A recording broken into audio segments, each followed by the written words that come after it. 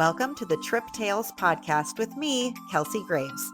Let's jump into a new episode exploring a vacation destination that you'll want all the details about. Hey everyone, welcome to episode 26 of Trip Tales. This is going to be a fun one because we are talking about a place that many of you may not have considered traveling to. In fact, my guest Kate felt the exact same way. Kate emailed me and shared that her brother decided to live the van life and start traveling all over the United States, which eventually led to traveling all over the world. Throughout his travels, he would call her and say, "Come meet me here," or "Come meet me there." Well, last May, he called and said, "Meet me in Sri Lanka when school gets out." And spoiler alert, they did. Kate said she saw things and did things that she could have never imagined. She fell in love with the country and the people, and it ended up being a bucket list trip that she never even knew was on her bucket list. Also, as a bonus, they spent 4 days in London on the way back, where Kate's oldest daughter met up with them. So we will get a bit of London in this episode too. We are going to get into all the details about traveling across Sri Lanka, but first, I have to thank last week's buymeacoffee.com supporter. You guys, I really can't put into words the feeling I get when a notification pops up and I see that a listener bought me a coffee. It takes everything in me not to jump up and down screaming and dancing, knowing that this podcast is bringing joy and real travel tips to real listeners out there. So a huge thank you to Donna, who bought me 3 coffees and wrote, "Just started listening to your podcast this week and I love it. I really enjoy learning the ways to save money on trips. Have a great day." Donna, thank you so much for being a listener and a supporter of Trip Tales. Okay, time to dive into this Sri Lanka trip with my guest, Kate. Welcome, Kate. Thank you so much for joining us on the podcast today. Hi, thank you for having me. I'm excited. I start every episode with a rapid fire get to know you. So tell everyone where you live, what you do, and about your family. So I live in Connecticut with my husband, and we have 2 daughters. One is 23, Emma, and Tannery is 13. I have a little vintage shop that I run with my best friend, and my husband is in construction, and we are just kind of living the life. Very cool. Now, this episode is a bit different from others because typically my guests have dreamt about a trip, planned a trip, researched a trip before they decide to go. But your story of why you visited Sri Lanka is a little different. So tell listeners a bit of the backstory of what led you to this unique destination. It definitely is. It is definitely different. Sri Lanka was not even a place I even really knew existed, kind of before all of this happened. So my younger brother did, as you said, start living the van life about 3 years ago. He is not married, he doesn't have kids, and he decided he wanted to make a really big life change and just go and see and do. So he converted a van all by himself, and he took off and he traveled for about 2 years throughout the continental US, Mexico, Canada, Alaska. And throughout that time, he would call every once in a while and he would say same thing like you said, come meet me here, come meet me there. So at certain points, everyone in our family did go do that, and we all went on little adventures with him and had a really good time. And it sort of made us feel like we could be a part of this travel that he was doing. Obviously we couldn't do it full time like he did, but we all kind of got bitten by the travel bug. So he traveled in the van for about 2 years, and then was kind of like, okay, I saw all of that, and what else is there to see? So When he did decided, the van thing in the US, was he doing any sort of like content creation on social media, or was he purely doing it to adventure for himself? We talked about the content creation. He's not really good at taking pictures and doing that kind of stuff. He was for a while, and my daughter and I were going to help him with it. We did start an Instagram, but it sort of didn't really take off because he would say, "Oh, I forgot. I was just Yeah. looking at that," or enjoying that view or whatever. Got it.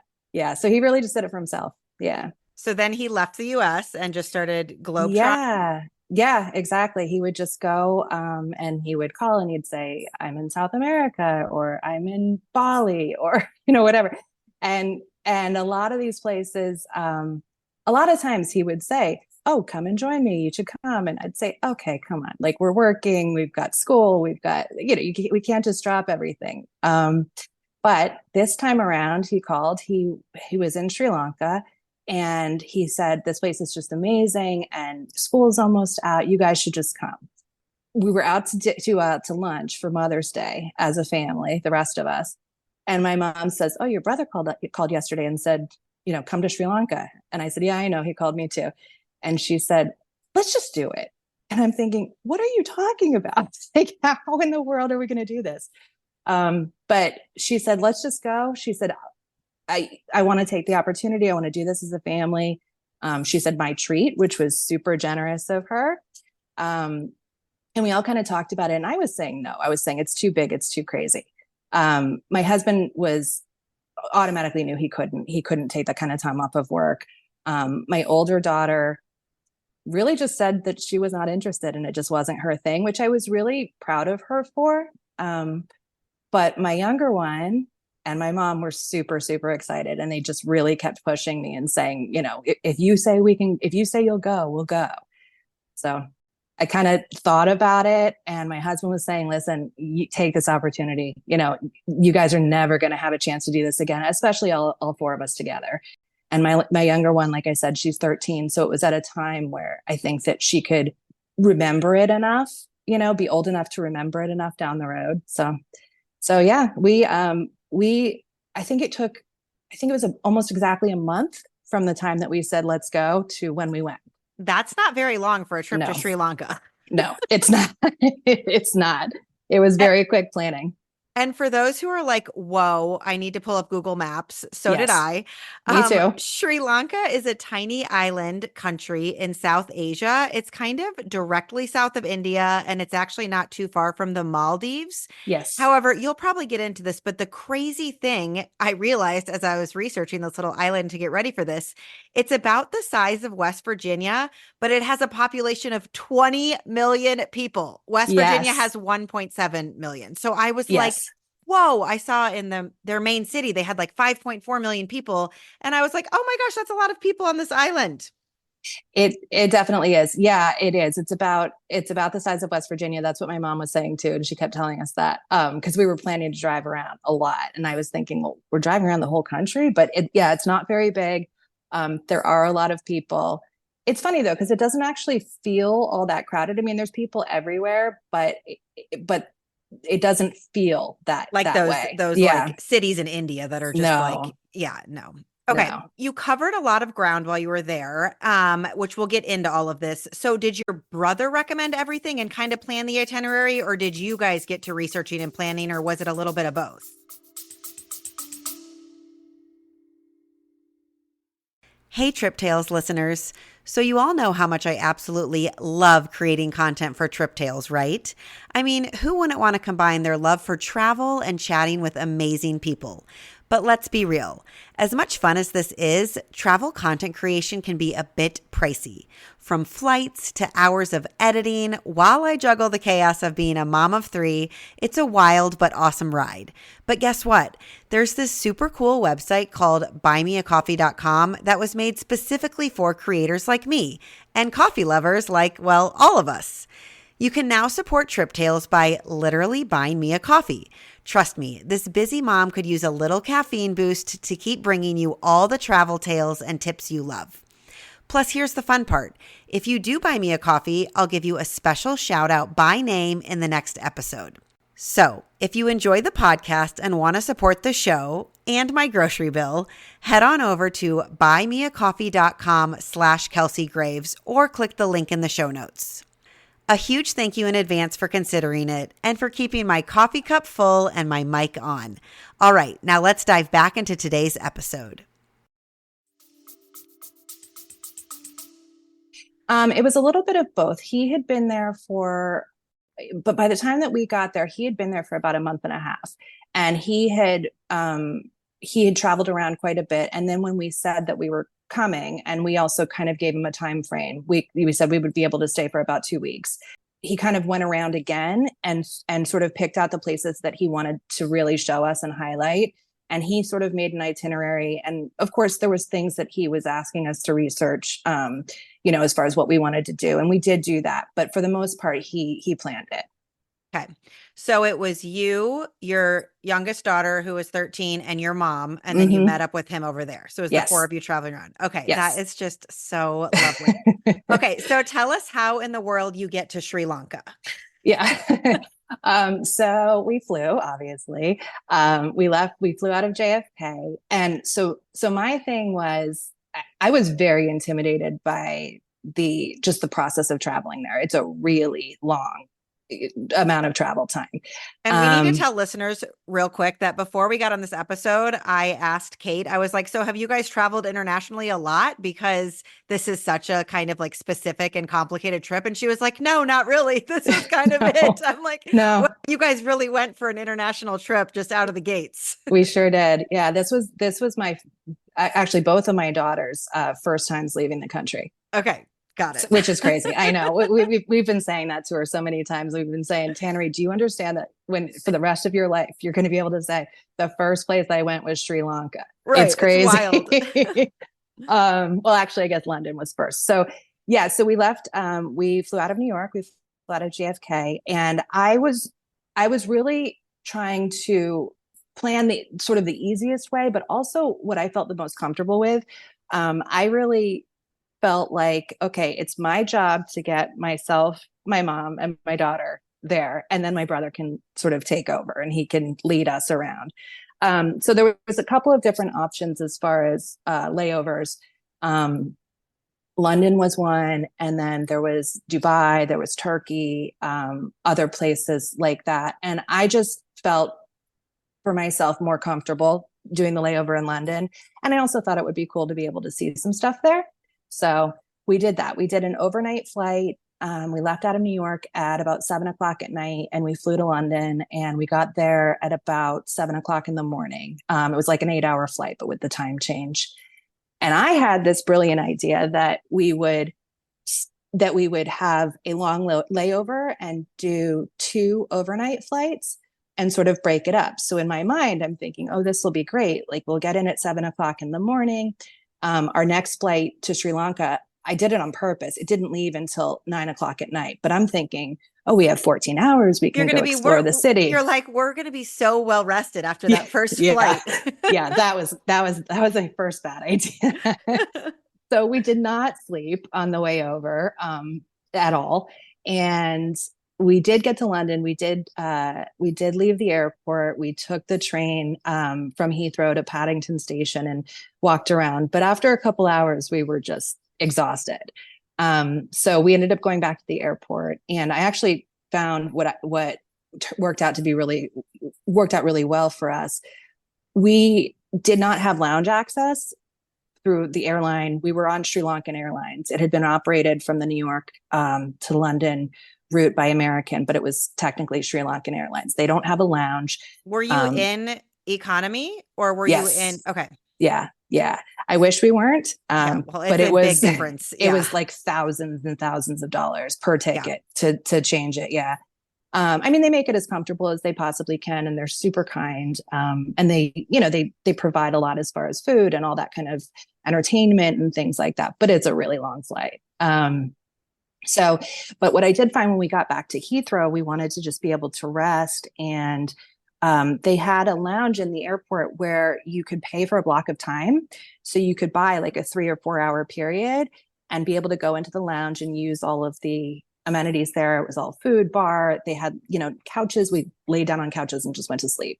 So that was a really, really good little hack that I hadn't known about, but I was able to kind of easily find. Do you remember what So lounge it was that allowed you to pay for just hourly? I can't remember what the name of it was. There was only a few in Heathrow, and this one specifically was set up for an hourly stay. And then there was a few others that were for specific airlines, but like if they weren't full, they would have like a little sign posted or something and say they're taking hourly. Cool. It was That's it good was to know great. for people just to check on if you find yourself stuck It in an was, and it airport. was it was pretty affordable. It was like I want to say it was about 40 pounds, so about 45 $50 US for a 3 or 4 hour block of time. And again, it's like food, drinks, bar if you want it. all of that Comfortable stuff. couches Comfortable to lay down on. couches. Yeah, we did not take advantage of the food. We just all crashed, but it was great. But Perfect. yeah. And then we left at about 9 o'clock that night and flew again overnight. It was about a little over 11 hours from London to Sri Lanka. What I will say that worked out about that was that because of doing these 2 overnight flights, we actually had no issues with jet lag. So that helped a lot. Good. So did you land in the main city of, this whole episode, I feel like I'm going to be I know. asking how to say things, but is it Colombo? Colombo. Yep. Okay. Mm-hmm. So that's where you landed. And that's kind of like their capital, their main city. Yes. I looked up Colombo thinking it would be kind of like an islandy city, but this is the biggest city on the island of Sri Lanka. As I said before, Wikipedia says it has a population of 5.6 million people just in this city. So tell us about arriving to Colombo, and from looking it up online, it looked like a mixture of like modern city buildings and then historic colonial buildings, all kind of like mixed together. We didn't spend much time in Colombo. So Colombo is on the west coast. And part of traveling to Sri Lanka is that they have monsoon season. So part of the year it's monsoon season on the west coast, and then part it's on the east coast. Oh, you It just was never monsoon, escape it. yeah, basically, or you just go from one to the other. Mm-hmm. So it was monsoon season on the west coast, where Colombo is when we got there, and so we kind of immediately were going to just travel across to the east where it wasn't. So we didn't spend much time. We spent the first night in Negumbo, which is about 20 minutes outside of the city. We did not see too much of the city.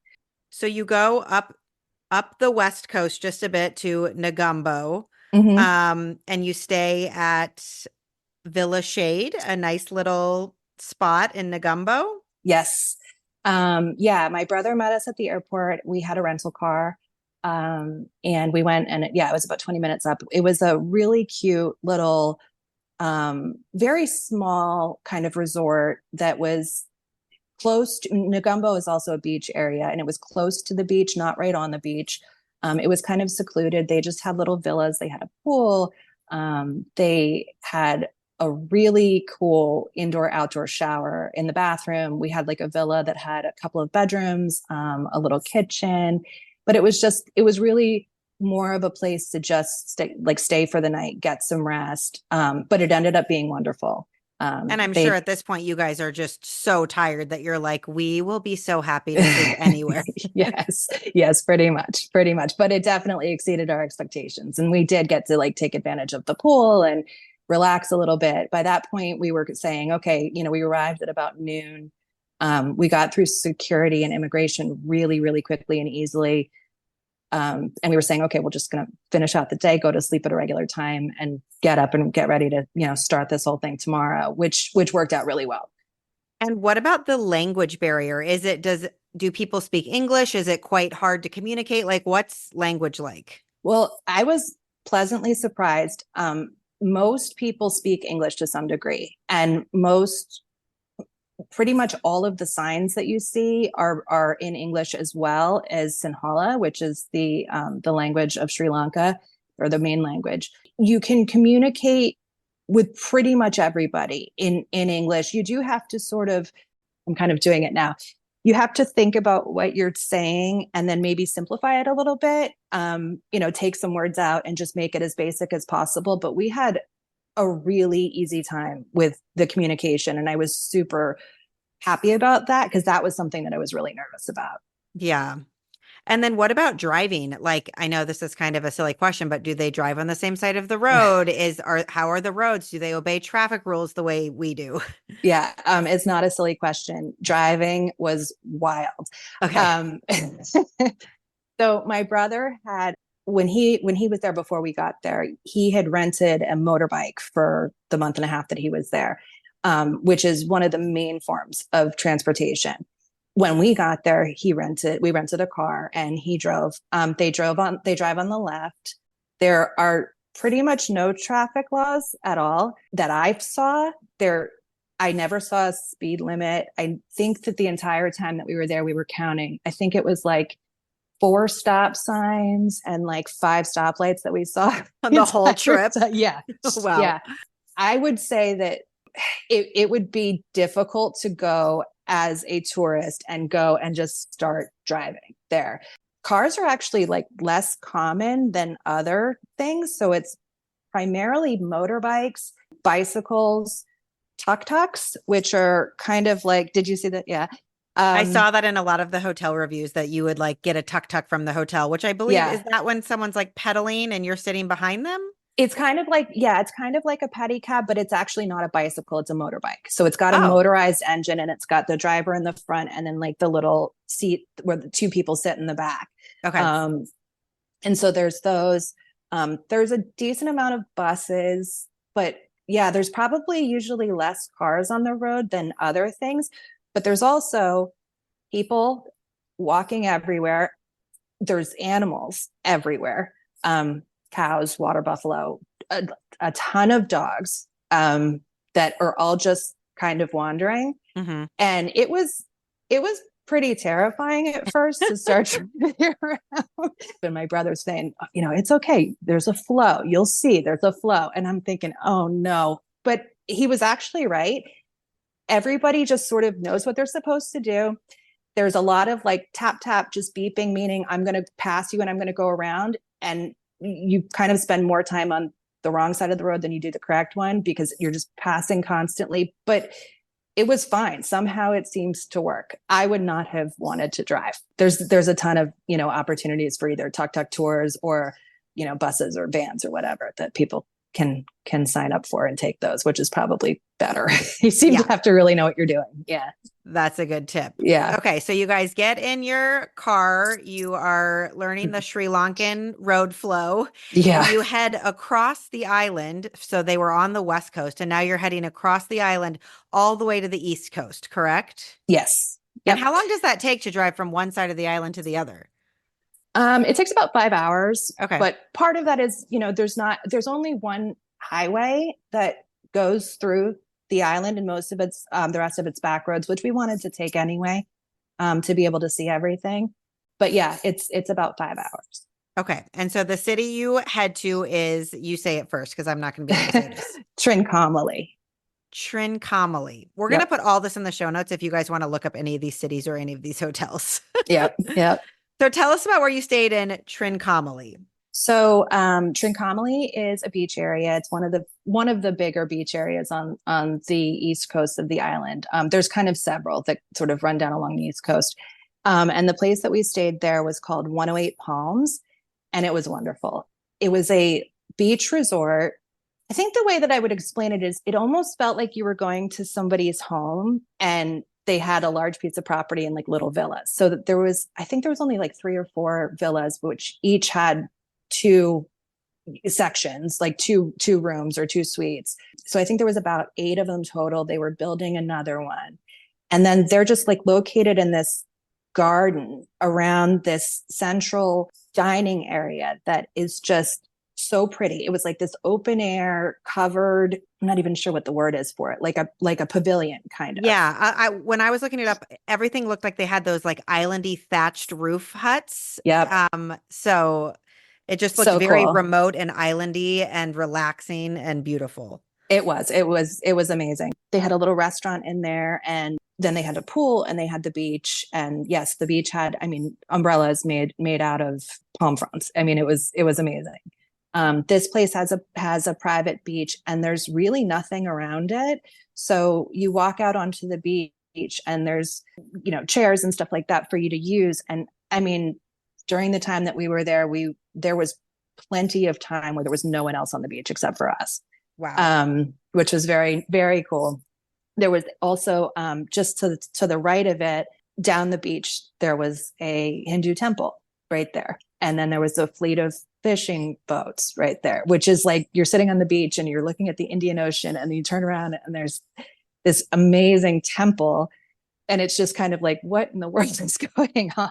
Where It am sounds I? like the perfect place if you need like utter relaxation. Like you need to be alone, you need to Yes. relax, you need to reset. It sounds like a very peaceful place. It was. The man who owns it, his name is Mark. He's from Prague, and he's a really, really nice guy. He runs it with his family. His son-in-law was there when we were there, and he goes and swims at the beach every day and swims out to this rock, and they have the meals are all, you can order from a small menu, but the meals are all sort of all at the same time each day, the breakfasts and the dinners, and everybody's in this little place together and having drinks and chatting with each other. I mean, you sit at your own tables and stuff, but it feels like very welcoming and very family oriented. It feels like you're going to a friend's house. It's great.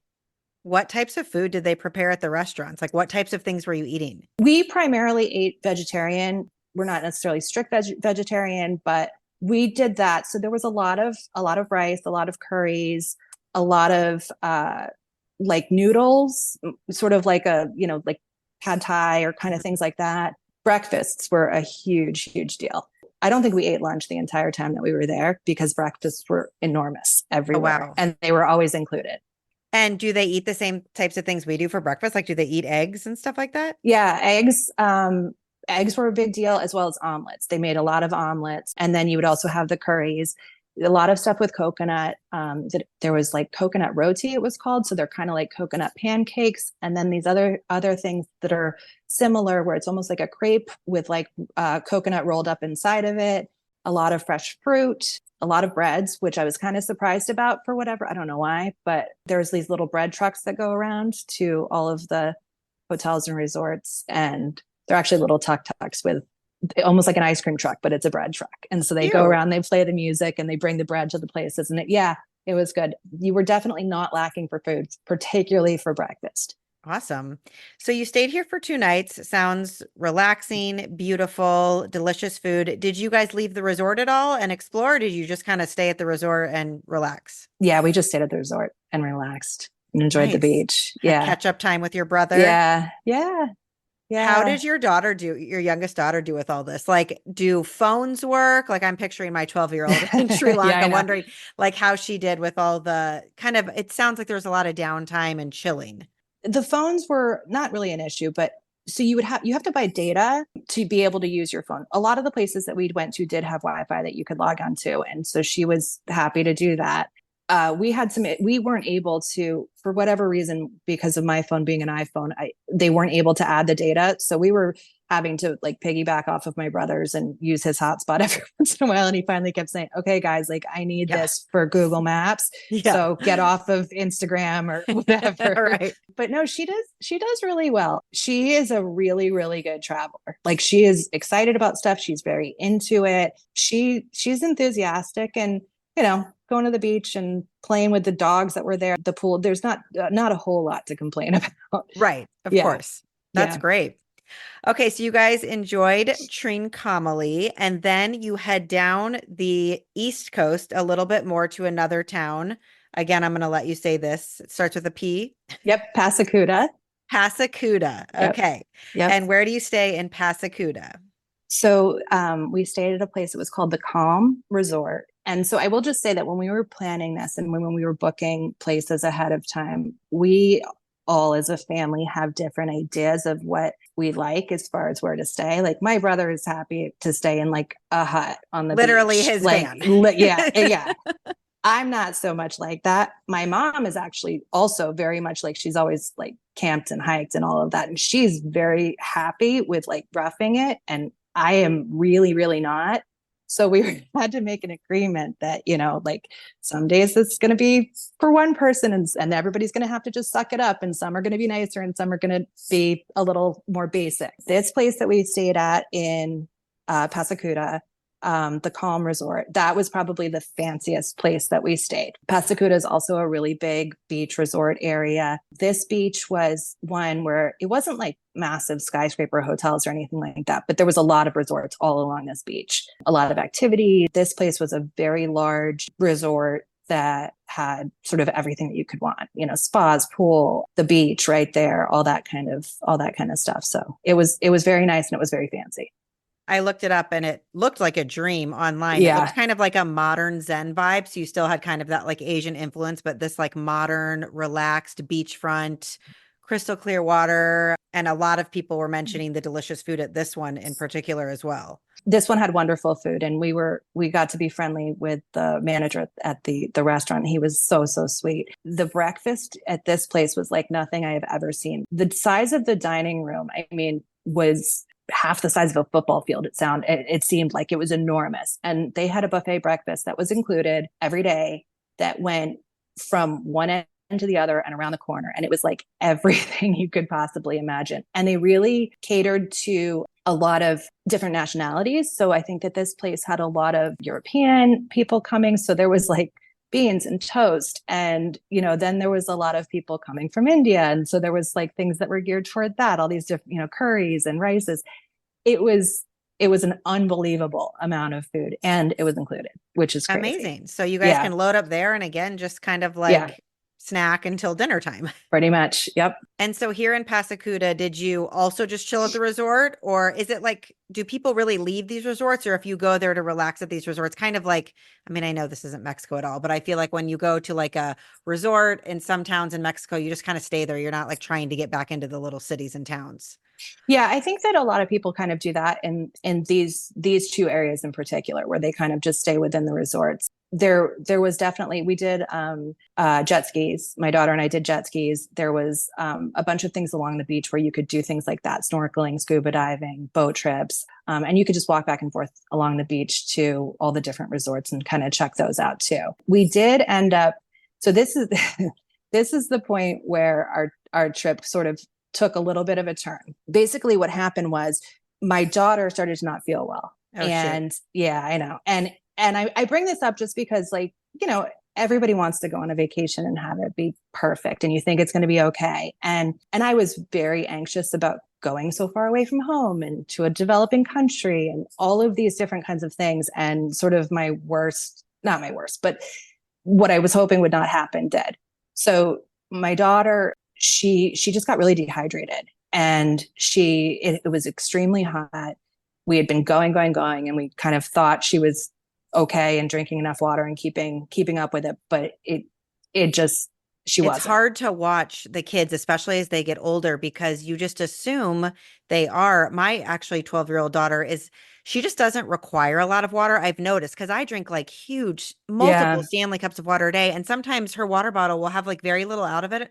I almost have to like force get her to drink. And then when you're yeah, traveling and busy, you just kind of forget. And you're like, it's probably like you need like electrolytes too. And they probably don't have yes. readily available just like Gatorades and Powerades everywhere. No, So not so much. And she's always sort of had she's always had this where she seems to get dehydrated kind of easily, but it's usually easy to just say, okay, you forgot to drink your water, drink it. And we had brought like liquid IV and things like that with us. They also do things there where because of the heat, there's a lot of fruit juices, and they actually put salt in the fruit oh, juices yeah, that because works. it doesn't taste the greatest, but Yeah, where you I have to love ask for salt, that. so I'm like, I probably would love salty fruit juice. But yeah, so yeah, she just sort of she definitely was not feeling well. And it was one of these situations where we were like, okay, what are we going to do? Because yes, we can probably, with time and getting her to try to, continue to drink the water and stuff, like get her back to the level that she needs to be at. But it just wasn't happening quick enough. We were supposed to leave. And you also don't want her feeling lousy the entire time. And it was just a matter of, well, what do we do?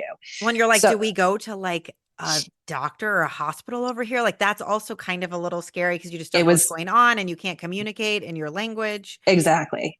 It was really scary. We were really considering, should we wait? Should we see? Because if we know where we are now and we're comfortable with where we are now, but we don't know where we're going to go next. And we don't know what's available to us as far as hospitals and doctors and things like that. So we ended up going and talking to the manager at the hotel. And we said, listen, like this is the situation. And we're kind of trying to see what we're going to give it a few more hours and see if she can keep some stuff down and get feeling better. But if we need a doctor, what do we do? And they said, no problem. They said, just let us know. And so we ended up, talking about it. I was calling my husband at home, which I'm sure he hated to hear that being so far away. Yeah. But we said, you know what, let's just do this. We're going to call the doctor. They had, within 30 minutes, a doctor from the government hospital, an emergency room doctor and a nurse, who came to the hotel with a saline IV Wow. and an anti-nausea thing, and came and sat with us in the hotel room, gave her this medicine, within an hour, she was completely fine. And Wow. it was wonderful. Like it was in a really bad situation. It was something that worked out so well because we were in a place where, we knew that we could trust that they were going to lead us in the right direction. And, but like I said, sometimes it just doesn't all go the way that Often we it would hope. doesn't. Yeah. Yeah. Wow. Never But at that home like if we just ever had anything restores like that. faith in humanity. And I always want to believe that most people are good people all over the world. And it is Yep. encouraging to hear that this hotel was like, we got you, and they knew who to call. Absolutely. That's so awesome. Yeah, it was great.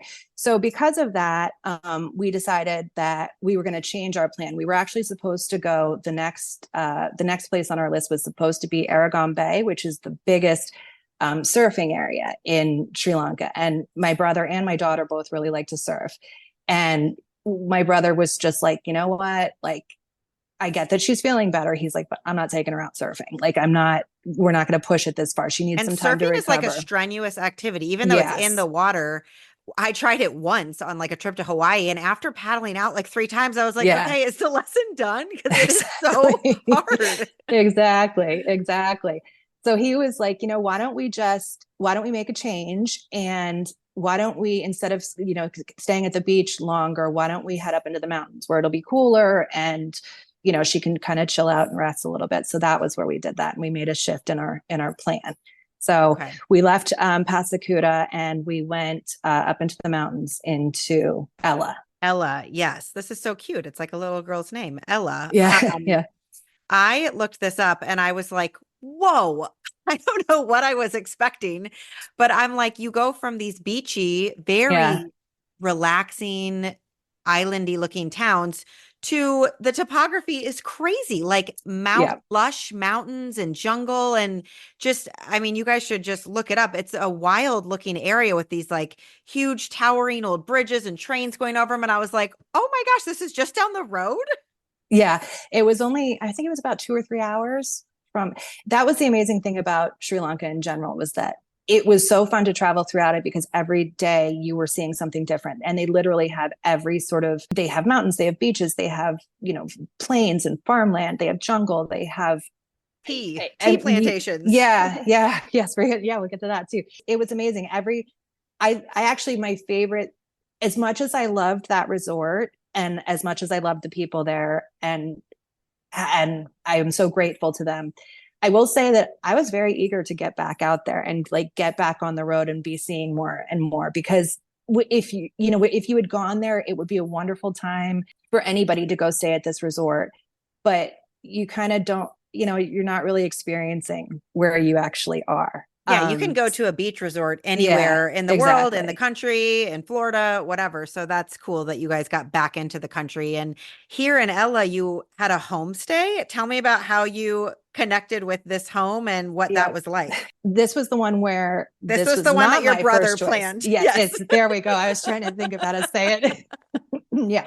It was lovely. It was fine. The view was beautiful. The homestays, there's a lot of them there. And it's not really staying in somebody's house. This place where we stayed, it was the people who owned the place did live there, but they had their own sort of separate living area. And then there was additional rooms. So it's almost like a version of like Airbnb or VRBO where they're making some money by letting people stay in this portion of their home that they've dedicated to people, tourists staying Yeah. in. Okay. Mm-hmm. Yeah. So Sort of I thought it almost was like a friend that your brother had met and you guys just stayed with this family as friends, but it's more of like a business for them.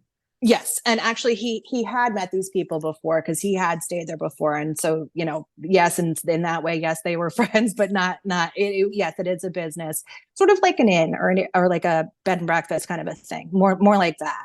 But there's a lot of them, like a lot of people do this over there. Yes, a lot of people do this. And that's probably even more so than like Airbnb or something like that. That's more common. And do you know how people would look that up? Like, is there a way to book these from over here? So booking.com was the main site that we use because that seems to be the one that they use the most over there. Got it. And I think that you can filter it that way. I don't know that necessarily all of the places are listed online. There's certainly like social media. There's a Facebook group that I had joined before we went that was specifically about Sri Lankan travel. And so there's a lot of locals where somebody will ask a question and, they're really, really good about getting back to you and giving you I advice. So it love might be those that way. Facebook groups. I I have know. just started to get into them all. Like someone will ask a question about a certain resort, and people are like, you have to join the resort's Facebook page. And I'm like, we're going on a Disney cruise soon. And not only is there a the boat we're going on, Disney Wish Facebook group, there's Facebook groups for the week you're going. So, like Oh, the really? actual week I'm going, I got served that when I joined it. And now everybody in there is asking questions about that, like what time of day do we get on to make this reservation? Because we're all on the same like time frame. And yeah, like all these all inclusives I've been looking at, people are like, you got to join the group. So just a tip for anybody out there, if you have a big trip coming up, whether it's to a country or a certain resort, there's a lot of Facebook groups with thousands of people sharing the exact information you need. Yes, exactly. And they seem to be really eager to help, which is great. So yeah, that was, I would imagine that would probably be the best way. We stayed there again because my brother had stayed there before, so he knew. And when we had changed our plans at the last minute, he was able to reach out to the owner and just say, hey, can we do this? Can we come and stay? And we did. So that was great. It was beautiful. That area was really, really, really pretty. The homestay that we had balconies off of the rooms, and it was overlooking the mountain. There's a waterfall across the valley, and the train goes right by. This train, which is the Ella to Kandy train, it's one of the big tourist attractions in the country because it just takes you through several, I think it's about 4 or 5 hour train ride, and you get to see a lot as you go along. I saw a picture of those train tracks and how beautiful that looked. Did you guys take the train ride? We didn't take the train. We kind of stayed in the town of Ella. We saw the train go by and we were waving to people and stuff like that. We were there, and I can't remember now what the name of it is. It was one of the holidays. I feel bad now. I can't remember what the name of it was, but it was one of the major holidays in the country. And so we got there, and it was really interesting. We got to this homestay in the evening, and it was like sort of dusk, and we were out on the balconies, and there was like these loudspeakers coming from the temple that was just down the way, and they were singing and they were chanting, and it was like, and I don't know what they were saying, but yeah. It was you were beautiful. Moved. Yeah, it was beautiful, and that it went on like almost all night, and then started again in the morning. But wow. It was really cool. It was really soothing in a way. Very yeah. So cool. Ella was one of the main towns that it's very well known. It's sort of the mountain touristy town. They have a really cute little downtown area, which we were able to walk to from the homestay. And then they have a spot you can take. We took a tuk-tuk. It was the only time that we took a tuk-tuk when we were there. And you can go up. There's like this adventure park that they have up in the mountains. And it was really neat. My daughter did zip lining there, which she was very excited about. Yeah. So they have a whole big park up in the mountains where they have, like I said, zip lining. They have ATVs. They have all sorts of adventure stuff. It's one of the first parks that they have in Sri Lanka that's like this. And then next to it, they have this pool club, like swimming pool club, but it's like you buy a day pass. They also have a bar, restaurant, music, all this kind of stuff in there. And it was so funny because it's such a tourist attraction, and there's so many different people from all over the place. So like you were seeing all these, Indian tourists in these beautiful saris, and then the Muslim tourists in their hijabs, and they're, fully covered, and then you've got all these like young European girls who are there just solely for Instagram.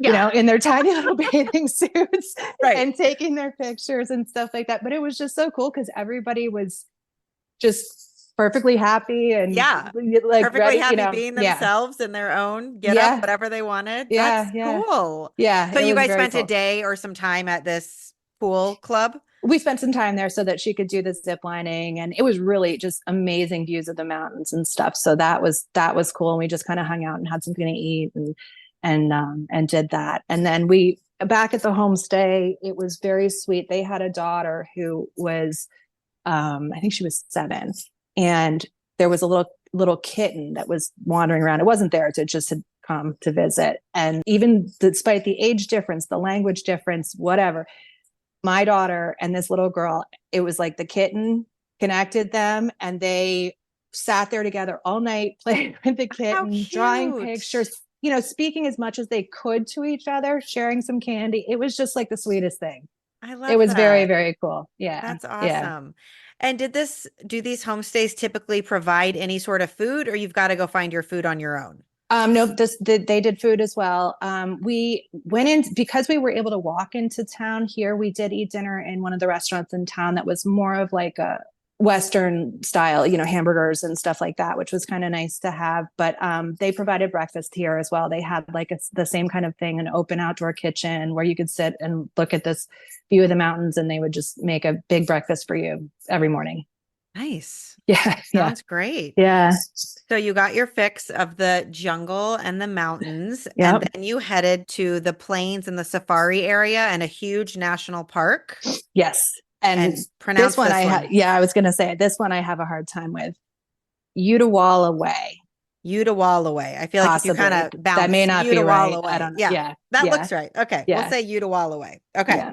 So Utawala has an elephant sanctuary with elephants are my absolute favorite animal. I'm obsessed with them, like how they grieve when they lose someone, how they go in a Yes. circle, how the women help each other. I'm just like obsessed with elephants. So I'm like, Yeah. I need to hear everything about Yeah. this elephant I know. sanctuary. And I kind of have skipped over like all the animal parts of it and the traveling parts, like through the Like country. But driving from point A to point yeah, B. yeah, it was amazing. So the first or the second day that we were there, when we were first traveling that long way across from the west coast to the east, we saw our first monkeys and our first elephants that day. Just out in the wild. Yes, it was Wow. crazy.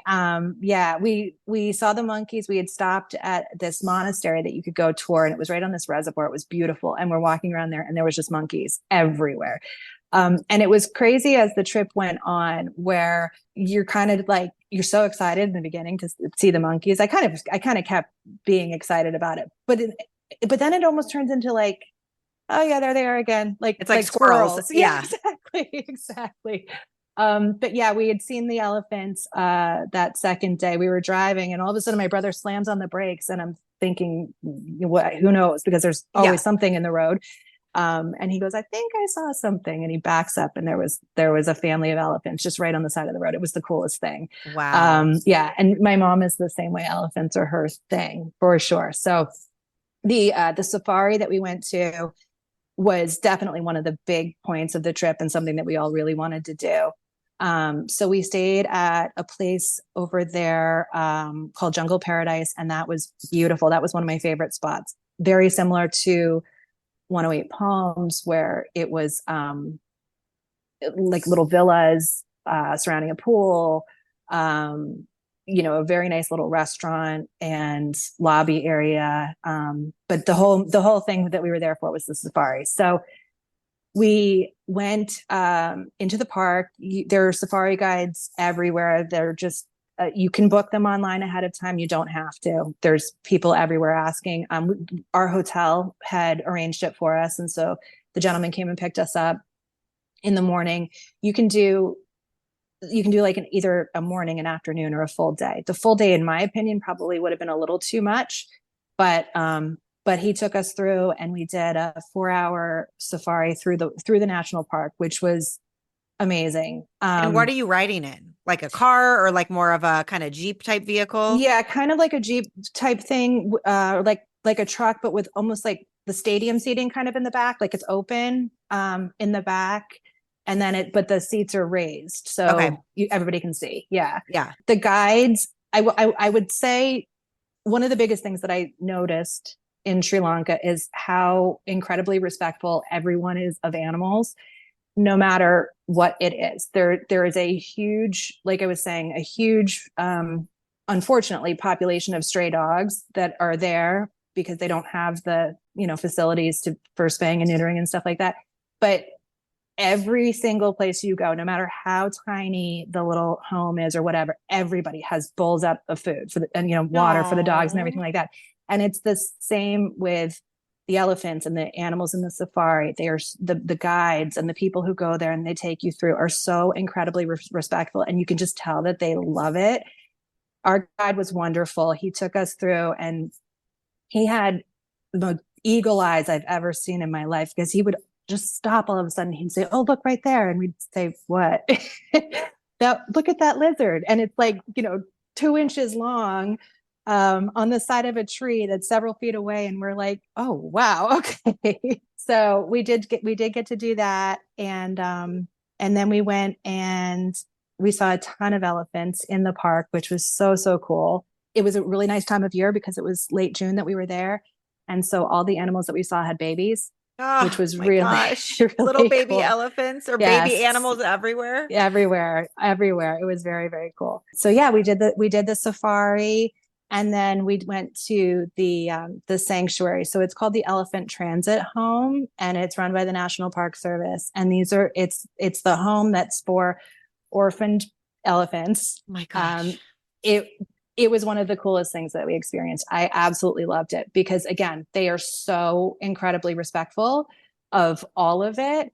And their whole goal is to take care of these animals as best they can, but also to teach them how to continue to go back and live in their natural, in the wild.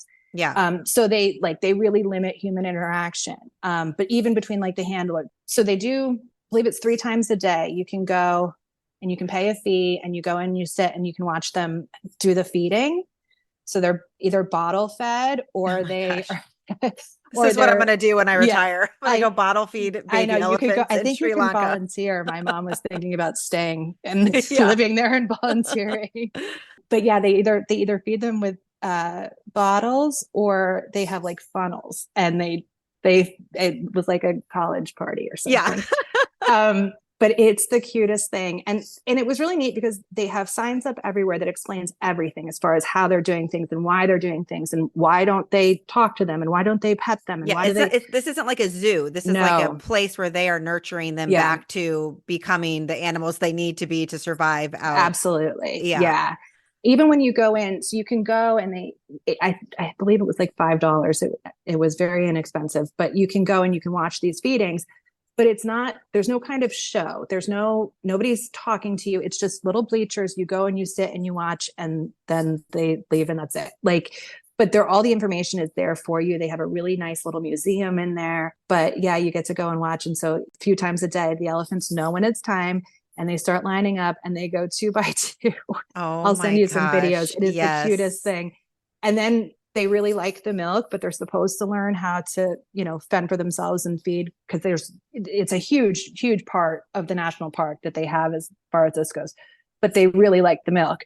So then they get mad when it's the next one's turn, and they'll like trumpet and be yelling at the people. It's They're like adorable. throwing a little toddler Yeah, tantrum. exactly. Oh my Exactly. gosh. It's So funny. the national park is a huge area, and within that, you can go on a safari or you can visit the elephant sanctuary. It's all kind of in the same area, but Yes. the safari is separate from the elephant sanctuary. Yes. Yep. Got it. Yep. That's more of like an excursion out into the safari area, and they'll find animals for you in the Jeep. Yeah. It's all Okay. just kind of, dirt roads throughout there. Yeah. And that's, yeah. And you're just kind of going around, and that's seeing what you see. Yeah. hmm Awesome. That sounds like a place I would want to hit up if It I was, found it was myself in definitely Sri a highlight. Lanka. Yeah. It was a highlight for sure. Okay. Anything else about Uta before we move on? Again, like that was just the coolest. It was just a really pretty area. There was big reservoirs, and it was more of a, like I said, a safari kind of, the plains area.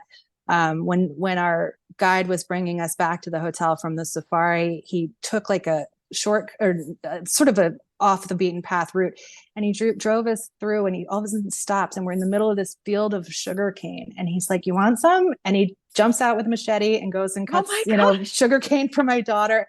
And as he's doing this, we look up and there's a rainbow. I mean, it was just, the place is, it's just magical. The entire country is an absolutely, everywhere you look, it's like something that you never imagined that could happen or be real, is going on. It Yes. was amazing. Yeah, it It's was amazing. so amazing. Okay. So now you guys head toward the tea plantations. This is Hatton. Hatton, yep. Mm-hmm. Hatton. So you head to Hatton, which is a busier city, right? Not quite as remote as some of these other places you've been visiting. Yes, Hatton's a bigger city. The tea plantations were kind of outside of the city, but yeah. And where do you stay when you head to Hatton? We stayed in, I guess it would be an Airbnb, and it was the plantation owner's home from the 1800s. And we had this whole place to ourselves. It was pretty cool. Is this the one that was called the Royal Majesty Bungalow? Yes, Okay, yes. so I was picturing a big hotel situation with the name of that, Mm-mm. but this is a house, one of the Yes, oldest colonial bungalows in private ownership. yes, And it's on a hillside, like in the middle of these tea plantations. yes. How Yep. did you guys find this? I'm not sure how my brother found that one. But he found that one. I can't remember. He sent me a link and he said, "Do you want to stay here?" And he said it's a lot of old stuff because my mom and I are both very into antiques and stuff. So he's, "Oh, it's old stuff. You'll like it." So, Was it um, like nice? Would you recommend someone staying there? yeah, it was very nice. It was almost like staying in a museum in a way. I believe that you can go and you can just rent individual rooms, but we had the whole place. I think there was only like 4 or 5 rooms in there. So we had the whole place. And Um, is like nobody else there, like a typical VRBO? It's you just show up and you're living there, or was there no, some sort so, of a staff or a? yeah, there was a Okay, staff. There was this wonderful guy named Ruben who was like the house manager, and so he lived there and he stayed there and he was there. Who he helped us with whatever it was that we needed, and then you could request if you wanted to have a chef there and have somebody. So we did have that person there who cooked us a wonderful dinner and then wonderful breakfast the next day too. awesome. Yeah. And then Yes. what did you do? Did you do anything like take a tour of the tea plantations, learn about tea, or you just kind of like had a couple Yeah. meals? No, so we did we went to there's like a tea museum that you can go to that kind of gives you all the information about that.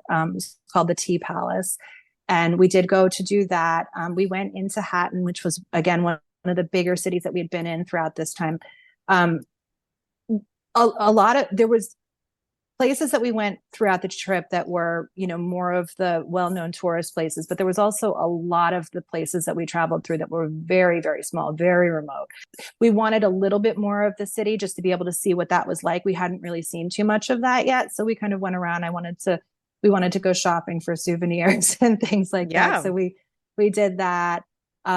We went to visit some churches and some temples there that were just so cool. We went to this beautiful church that was in Hatton that was extremely old. There's obviously a lot more of an English influence there too because of the tea plantations, and it was a really neat mix of the different cultures because you did see like this home that we stayed in that was from the 1800s and it had a very much of an English influence. But then, you're also have the temple down at the bottom of the hill and all of that as well. So it was really a neat mixture. So we just kind of toured around there. That way we were sort of getting back closer to more the middle of the country. So the weather wasn't so great. We were starting to get more of that rain. So yeah, but we just enjoyed the house and did a little bit of excursions. And then finally you head off to Candy. I think I can pronounce this Yep. one. Hopefully I'm saying it right. Yes. Yes, you But are. it's Kandy. Mm-hmm. One of the largest cities and has a lot of sacred Buddhist sites and some temples. So what did you do Mm-hmm. in Candy? So that was our last night. We stayed there before we were leaving, and it was about 2 hours from the airport, but that was sort of like the last major place that we were going to see. On the way in there, we stopped at the Royal Botanic Gardens, which was amazing. I mean, you could have spent days there. It was huge and it was absolutely beautiful. You pay a fee and you go and you can walk through and they had trees and plants from all over the world and everything was marked and labeled and it would tell you where it was from and how old it was and all of this kind of thing. It was really, really neat. They had a very, very big orchid area where they cultivate all sorts of orchids. And then they have formal rose gardens. They have palm tree forests. They have all this that you can go and walk through. So we spent a long time walking around in there. And then we went and we checked into the last hotel that we were at in Candy that was just for that night.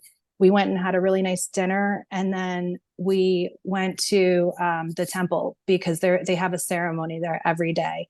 So this was called the Temple of the Tooth, and it's probably the most well-known temple in Sri Lanka. And Buddha's tooth is there, so you For can real? go. That's what they say? Yes. I mean, you don't see the tooth. You can go and walk past it, and you can view it, but it's not, you don't see that. You see, like, it's like this really ornate gold box covered with jewels and everything like that, that's like in a vault kind of area where you sort of peek through, and there's a monk there that says, okay, move along, move along. But Okay. they do this. It's this amazing temple in the middle of the city, right on the lake. The architecture is incredible, and you go into the main floor, and there's sort of a temple within a temple. So like you're inside this, and then there's this golden temple with huge like elephant tusks, and there's these people that are playing pipes and drums, and they do this ceremony every single night. And then you can go and you can either just stand and look at where the tooth is, or you can go. A lot of people make like pilgrimages, and so they have beautiful flowers that they bring in as offerings. It was pretty spectacular. Yeah, I'm picturing just like an ornate, like dripping with gold, just like so Exactly. ornate and Yeah, just it's stuff like hard to everywhere, like even. hard to take in, hard to Yes, explain. Yeah. yes, yeah, yeah. And so then you wake up, and at this point in this adventurous journey of a trip, how are you feeling? Are you like ready to go home? You know, you're flying to London for 4 nights. Are your Yeah, adventurous juices flowing and you're just ready to keep traveling? Like, how are you guys at the end of the Sri Lanka portion? I would have stayed for a lot longer. I really would have. I kind of didn't get a chance to say, but there was so much about Sri Lanka that when we were there that was just overwhelming and incredible and beautiful, and all of these things.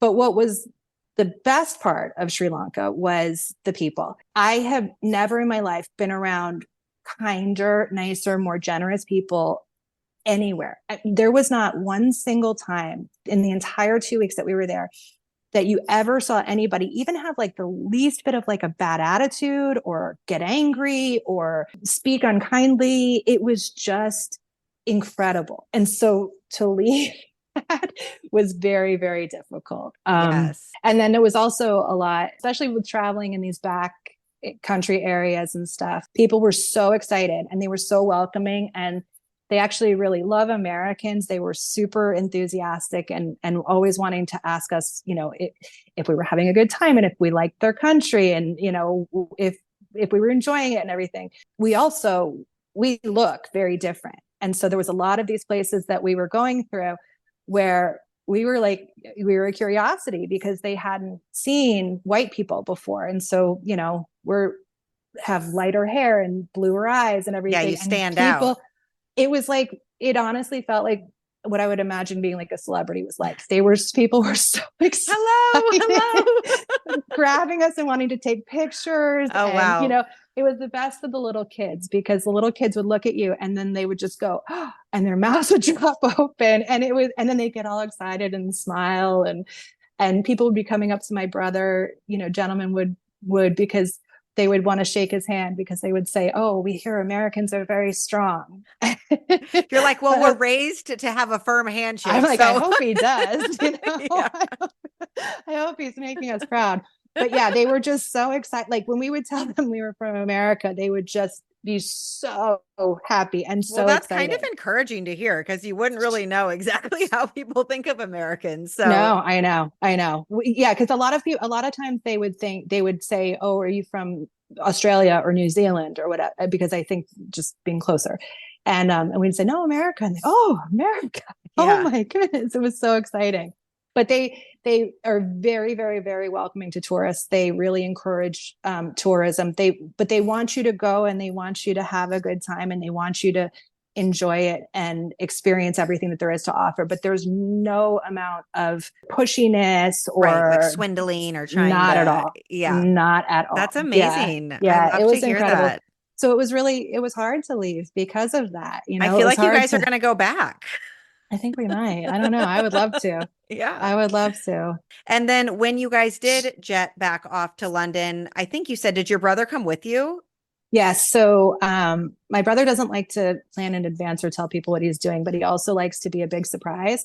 So my older daughter, and her boyfriend came to meet us in London for the 4 days, And my brother came with us, and he surprised her, and she was extremely excited. And then he actually did come home with us as well. But Oh, yeah. so fun. And so has he Yeah. been back in the States since then, or is he off on Yeah. another adventure? Okay. No, he's been back. He's been back since then. Did you stay at one location those 4 or 3 or 4 Yes. nights? Okay. Where'd you Yep. stay? We stayed in an Airbnb on Portobello Road, and it was Okay. wonderful. I will give you the information because I would love for people to see it if they're going to go there. Yeah. It Send was me. so much fun. It was a beautiful, it was a beautiful spot, very old, and it was an apartment. It had an outside terrace. It had 2 bedrooms, 2 baths, a kitchen, nice living room, and it had these huge windows that open right out onto Portobello Road, which is where they have the market every week. So it's like the antique market, and they have everything. They have more than just antiques. They have the food. They have everything. So you're right there. It's this, and you just open the door. I mean, you actually have to, when you open the door, there's a little jewelry store downstairs, and he sets up his tables. And so you have to kind of squeeze behind his table to get out the door. So you kind of But feel like you're living there in this Airbnb. You're just like, oh, there's the market. Here's where we live. Let's open yeah, our doors and start our yeah, day. yeah. It was great. It was awesome. We were really excited about that. It was awesome to be able to just walk outside and have that right there. And then, there's food and there's souvenirs and there's just everything. But it was a really, really pretty area, really nicely located to be able to go and do stuff, and see what we were able to see in London, which wasn't a whole ton. We had, limited time. Yeah. I But feel like London is a whole another episode, but were yeah, there any highlights of like what you guys did, the things you hit up? Is there anything that you're like, oh, we just loved doing this or that? we really saw the highlights. I mean, we saw, Westminster Abbey and Big Ben and the Tower Bridge, and we just walked around a lot. We went to the Borough Market, which I would recommend to anybody. It's a huge food market, and it's all these stalls with the most amazing food that you could ever imagine. Some of it's prepared, some of it's, like there's a fish section, there's a beef section. My daughters had seen some sort of chocolate covered strawberries on TikTok. So that was why we Nice. had to go there. Yes. My younger daughter and I went and saw Mamma Mia in the West End, which was Fun. huge. Yeah, that was a big deal. That was a lot of fun. We packed a lot in Yeah, to you those sure few days. did. Yeah.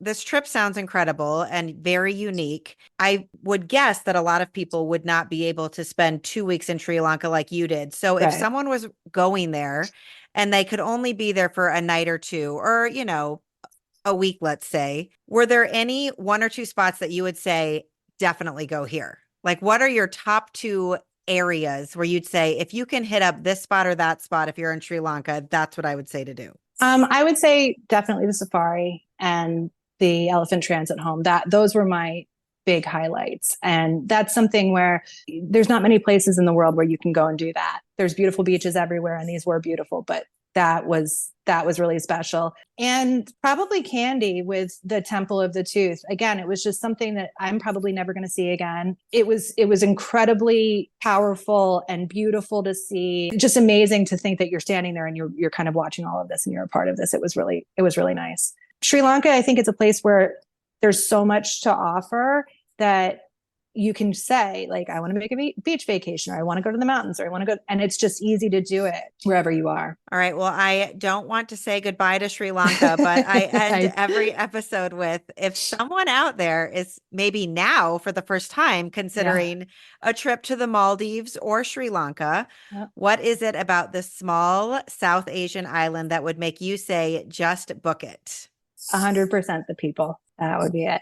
They're the kindest people on the planet. I love that. That's so Yeah. awesome. And Yep. probably so unexpected. You were like thinking you're going for all these tourist destinations, and then you were just Yeah. like blown away by the people. That's so cool. Absolutely. Thank you for being here and for sharing so much about Sri Lanka. And for all you listeners out there, if you are loving Trip Tales, here are a few ways that you can support the show today, right now. Number one, you can buy me a coffee to keep me recording, which I know I keep harping on, but that is a super simple way to support the show. You can follow or subscribe to the show wherever you listen to podcasts so you don't miss the the next episode, which next week is actually about a family trip to Nantucket, which is going to be amazing. I can't wait for that one. And then finally, you can simply right now leave a review right where you're listening to this, because that surprisingly helps podcasts more than you would ever think, because it helps when people search for travel podcasts, the more reviews, the higher you come up. But Kate, thank you so much for all of your information about Sri Lanka. Oh, I think I just lost you. Are you still there? Okay, I think I lost you, but great episode. That wraps up another episode of Trip Tales. If you have a trip you'd like to share about on the podcast, email me at triptalespodcast@gmail.com and I'll add you to the schedule. Also, be sure to follow the show so that you don't miss any upcoming vacation destinations. And if you have an extra minute in your day, please leave a review for the podcast. It helps more than you could imagine. Thank you so much, and I'll see you on the next episode of Trip Tales.